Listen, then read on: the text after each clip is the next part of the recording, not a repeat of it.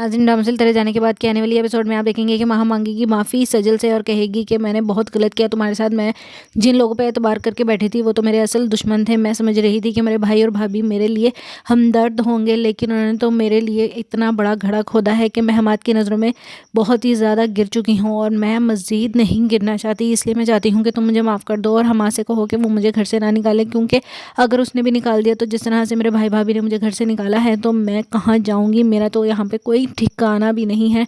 इसलिए तुमसे रिक्वेस्ट करती हूँ कि प्लीज़ मेरा घर बस जा लो और मुझे यहाँ रहने दो। जिस पर सजल कहती है कि मैं किसी का क्या घर बचाऊंगी, मेरा तो खुद घर दाव पे लगा हुआ है, क्योंकि अशर मुझे डिवोर्स देना चाहता है, वो भी अपनी अम्मी के कहने पे, और मैं नहीं चाहती कि मेरा बच्चा इस तरह के माहौल में दुनिया में आए। मैं बहुत ज़्यादा परेशान हूँ। मैं तो आपसे दुआ के लिए अपील करना चाहती थी कि आप मेरे लिए दुआ करें और भाई से भी कहें कि वो भी अशर से बात करे। प्लीज़ मेरे पे इतना बड़ा जुल्म ना करें। मैं इतने बड़े जुर्म की हकदार नहीं हूँ जो कि मेरे पे थोपा जा रहा है। मैंने कोई गुनाह नहीं किया, इसलिए आप प्लीज़ कुछ तो करें। आप ही हैं जो मेरा घर बचा सकती हैं। दूसरे सीन में आप देखेंगे कि एलिज़ा कहेगी अपनी माँ से कि आप तो बहुत ही खुदगर्ज इंसान निकली। आप क्या चाहती हैं, एक बेटी का घर ख़राब हो गया तो आप अपने बेटे को भी ख़राब करना चाहती हैं। उसकी ज़िंदगी ऐसे आप दोराहे पे ला के खड़ा कर चुकी हैं जो कि आपके बेटे की समझ ही काम करना छोड़ चुकी है। आप क्या समझ रही हैं कि मैं अब खामोश रहूँगी? मैं हमेशा से सजल भाभी के साथ थी और मैं अब भी उन्हीं के साथ हूँ, क्योंकि मैं अब जैसे कम ज़र्फ़ नहीं हूँ और ना ही बेहिस हूँ। जिस पर साले बेगम कहती हैं कि तेरी तो ज़ुबान बहुत ज़्यादा चलने लगी है, मुझे मालूम है